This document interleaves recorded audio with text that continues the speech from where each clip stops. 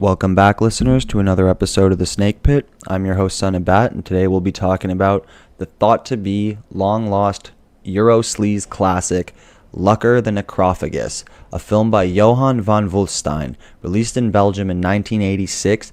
For a long time, this movie was thought to be the most brutal thing to come out of Belgium, and for good reason. This movie has some really nasty plot elements, some really nasty gore, and just an all-around just sleazy, depressing, nihilistic atmosphere that we just love over here. So we're going to dive on in, and who knows, by the end you guys might check this classic out for yourself and enjoy it as much as we did. So let's dive on in. Now, the story is about John Lucker, a serial killer, serial rapist who's been locked up in an institution for killing 8 women. He got him on the Michael Myers type deal where he's strapped to like a gurney. He's like drugged out of his mind on like Thorazine, and he's thought to be sedated enough to be out for a year. Now, a news clip comes on about one of the women he thought he killed years before, and she's been alive the whole time. This wakes him up, and he just goes on a fucking rampage to get to her, and that's pretty much the whole movie. It's just John Lucker murdering and fucking the bodies of the people he murdered all the way to get to the woman that he needs to get. Now, originally, this movie was much longer. And what I mean by that is this is the director's cut, but it was only 68 minutes. Now, some of you may be thinking, whoa, 68 minutes for a slasher movie? That's really short. Is this like some shot on video shit? And I can assure you it's not. This was filmed like a grindhouse type movie on film. Now, the reason why it was so short is when the movie came out, the producer actually destroyed all the negatives of the film. So apparently finding a complete uncut copy is borderline impossible. Johan and Synapse, though, the people that did the DVD that I'm watched and am reviewing currently, they basically got all the negatives they could find and they Frankensteined the film together. And originally, like I was saying, the film was longer and it had a way more different plot than what I just described. It was basically similar. It was a journalist was investigating John Lucker before the rampage in the current version. So basically the rampage he commits in the version that you will probably see, that was in the movie, but there was a subplot in the beginning where a journalist is getting interested in the case. She becomes overly obsessed and tries to become the next John Lucker. He figures this out, and then he murders the journalist and continues his rampage. That's all the information I could find on it. I said her. I don't know if it was a guy or a girl. I don't know why I did that. But yeah, so there was supposed to be like a protege that gets basically murdered, and the movie would have gone as it went on. That would have been really cool to see. Maybe one day the negatives will get found, kind of like how when Event Horizon's deleted scenes got found in a salt mine all the way out in fucking Transylvania. Who knows? But what we do have right now, the 68 cut, was definitely something really interesting, really gory, fucked up. It honestly made me think of Maniac a couple times. The way it was just so like seedy and nihilistic and just following this murder around the whole movie. It felt like Maniac at some points. I'm not saying it was a ripoff. I'm just saying it had that slasher movie vibe that you didn't really see until Maniac came out. Meaning that most times you're following the victims. This one you're following the killer. But anyway, the other funny thing was John Lucker's outfit. The fucker, he's got like slick back hair, aviator sunglasses, a leather jacket, and fucking like leather pants and leather gloves. I couldn't help but think this guy was like the necrophile Terminator. This dude, like, he was so fucked up, but still interesting killer. Some of the acting and the dialogue was a little wooden, but that's to be expected. I mean, these are Belgians doing American as like a second language, so I can't really fault them for that. The acting was more or less on par with some of the other even some American slasher movies from the 80s, so I'm not knocking them for their acting per se. It's just typical slasher splatter shit. You're not watching it for the acting. You want to see the gore. You want to see John Lucker fuck some shit up, and maybe even some titties here and there, which this movie does have.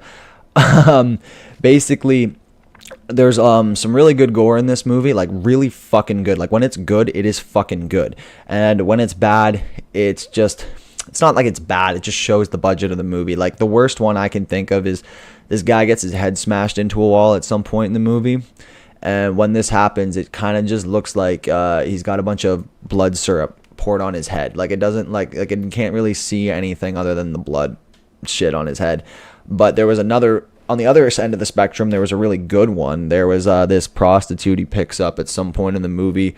He like chains her to the bed, and then he cuts her throat. Now, that wasn't like the spectacular part of the effects. I mean, it's not like Tumbling Doll of Flesh or a guinea pig movie where you're going to see like the gash open up.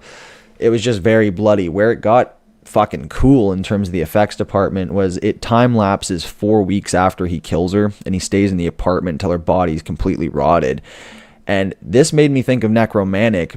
And if you've seen Necromantic, you'll know what I'm talking about. When the body rots in the movie, it almost looked exactly like the same effects that they did in Necromantic to get the decomposed bodies. And, oh, God, it was a prolonged scene of this guy basically fucking a corpse. And I thought it was interesting that this happened about a year before Necromantic came out. And I know this came out in Belgium. Necromantic's a German movie, but I couldn't help but think that Jörg Bunderkit maybe saw this film when he like got a tape on the gray market, or maybe one of his friends did, and they watched it and they're like, yes, this would be very good in our next film. We'll do this in the next film. And you know what I mean? Like, I'm just like fucking around, but like maybe they did see this, or maybe like it got like passed down and they got an effects guy to work on theirs. Who knows? But it was just fucking gross. And I don't mean gross as it was unwatchable. It was just really good effects. Like, it looked fucking disgusting. And that was an example of some of the great stuff. There was if I think if I remember, there was like a beheading or something that looked pretty cool. And there was a really great stabbing in the eye, like through the sunglasses, with like the sound that mixed through it too was like really cool. So that was good work on the Foley artist, along with the effects artist. Made this crunchy, squishy like fucking attack, and it was just brutal. Like, again, bringing up what I said earlier, a lot of the original film negatives were destroyed. So this movie, it dips in quality. Like, there's scenes that look really pristine, like for like random parts. Like at one point in the movie, like later on, like near the end, he's like picking up these scissors when he's about to go kill the prostitute. And I couldn't help but notice that some of the scenes in that segment looked really clean and crisp. And then the rest of it looked like VHS transfers. Now, if you're used to watching like these uncut versions of films where the gore gets put back in, you're going to be used to the film grain look. I personally like it, so I don't have a problem with it. But if if any of you out there have a problem with distorted looking movies, you're probably going to fucking hate this. Gore, I'd give it a solid like 8.5 or a 9, because when the gore hit, it really fucking hit. But when it didn't look so great, you could kind of tell. Plot and story wise, I mean, we've seen this story done so many times before, but this one's just, it's got that interest to it. Like, I mean, it was a gray market VHS for years that nobody thought was real after a while. Like, it was lost. It was kind of like The Last House on Dead End Street. It was just something people talked about, but no one was really sure how to get a copy or find it. And I think that alone is pretty fucking cool. It's not the worst thing you'll ever see too. I mean, around this time period, that's like kind of when the shot on video boom was really starting to take off. That's when you start getting a lot of these indie movies that are like not very good or even entertaining that much. This one is not like that. You can tell that the guy who made this had some semblance on how to make a film, and it doesn't feel incompetent. It just feels really low budget, and there's nothing wrong with that. So if anyone out there is interested in seeing something fucking sick, revolting, gory, or if anyone out there is interested in seeing a sick fucking foreign slasher film, you could do a lot worse. I highly recommend this to any gorehounds out there. I don't want to make it seem like this is the greatest be-all, end-all out there of the slasher or splatter films, especially from the Euro sleaze side of the map. But this one was pretty cool, and I recommend people check it out. Yeah, like, I don't know what else to say. Everyone have a happy new year, and have a good one. Take it easy.